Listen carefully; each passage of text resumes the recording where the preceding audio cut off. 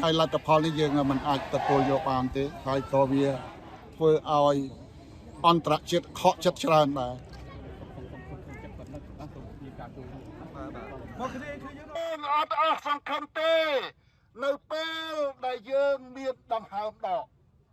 យើងអាចធ្វើសកម្មភាពបានដូច្នេះគ្មានអ្វីដែលត្រូវអស់សង្ឃឹមទេត្រូវតែបន្តក្តីសង្ឃឹមឡើងបងប្អូនសង្ហាចិត្តនឹងឯងចាសង្ហាចិត្តតែដោយសារគាត់អត់មានសេរីភាពហើយគាត់ខ្លាយជា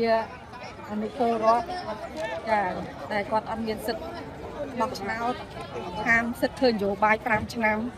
ចាគ្រាន់តែមិនជាប់ឃុំប៉ុន្តែគាត់ការដើរហើរគឺ